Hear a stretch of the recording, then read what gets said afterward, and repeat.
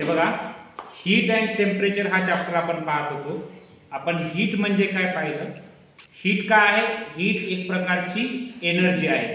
Heat is a form of energy. आणि त्यानंतर आपण टेम्परेचर पाहिलेलं आहे. टेम्परेचर काय आहे? एक प्रकारची फिजिकल क्वांटिटी आहे. Heat is a form of energy which can transfer from the body of higher temperature to the body of lower temperature. Heat कशी ट्रान्सफर होते? बॉडी हायर टेम्परेचर कडून लोअर टेम्परेचर कडे transfer होते. समजा दोन body आहे, एका बॉडीचं टेम्परेचर आहे 40 डिग्री सेल्सिअस, एका बॉडीचं टेम्परेचर आहे 100 डिग्री सेल्सिअस. तर मला सांगा हीट ट्रान्सफर कोणीकडून कोणीकडे होईल?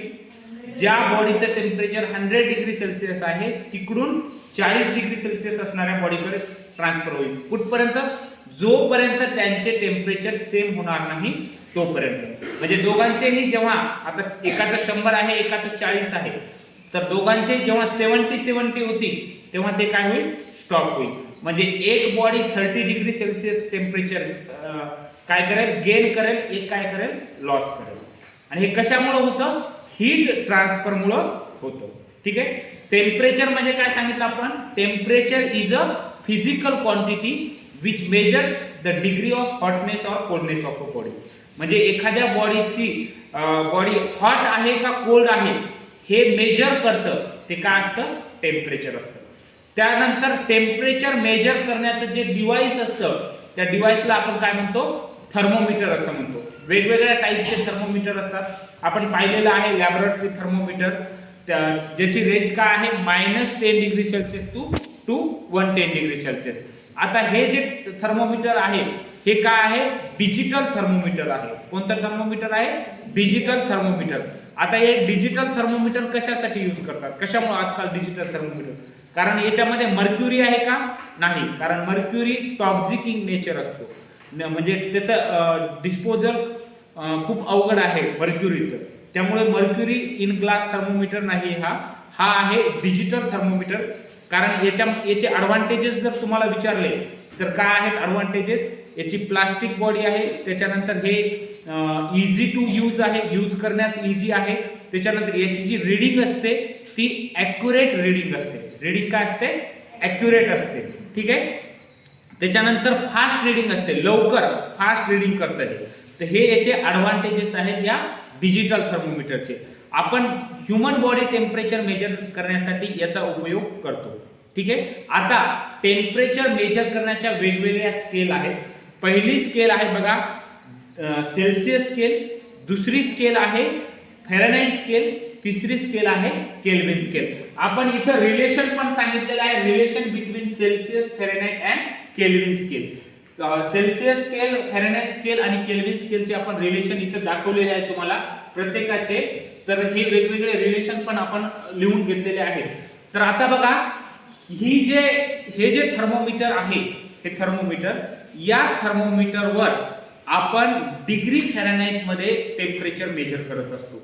जेव्हा तुम्हाला डॉक्टर सांगतं ना की तुमचं टेम्परेचर किती आहे तर ते डिग्री सेल्सिअस मध्ये नसतं, ते कशामध्ये असतं? डिग्री फॅरेनहाइट मध्ये असतं. ओके. आता बघा आपल्याला माहिती आहे नॉर्मल ह्युमन बॉडी टेम्परेचर म्हणजे नॉर्मल ह्युमन बॉडी टेम्परेचर हे असतं 37 डिग्री सेल्सिअस. जर डिग्री सेल्सिअस मध्ये सांगायचं असेल तर ते किती असतं? 37 डिग्री सेल्सिअस. आपण इथं तुम्हाला मी कन्वर्ट पण करून दाखवलेलं आहे 37 डिग्री सेल्सिअसचं डिग्री फॅरेनहाइट मध्ये. ते असतं 98.6 डिग्री फॅरेनहाइट.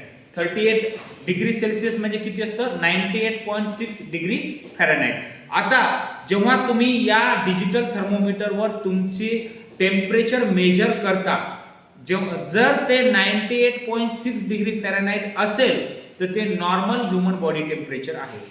जर याच्यापेक्षा जास्त झालं तर तुम्हाला मे बी टेम्परेचर आहे, ताप आहे असं म्हणतात. ठीक आहे. हे झालं रिलेशन बिटवीन सेल्सिअस, फॅरेनहाइट आणि केल्विन स्केल. आणि हीट अँड टेम्परेचर मध्ये वेगवेगळे आपण हे थर्मोमीटर बद्दल माहिती पाहिली. ठीक आहे. आता दुसरी गोष्ट जे आपण या थर्मोमीटरची टेम्परेचरची आपण जी स्टडी करतो तर टेम्परेचर मेजर करण्याची त्यालाच आपण थर्मोमेट्री असं म्हणतो. ही फिजिक्सचीच एक ब्रांच आहे.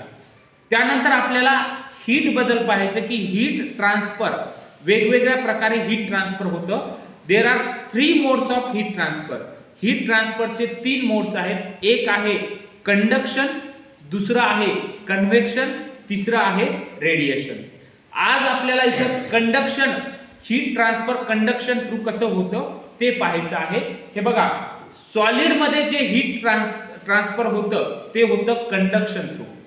Okay, in solid heat is transfer bye the process of conduction.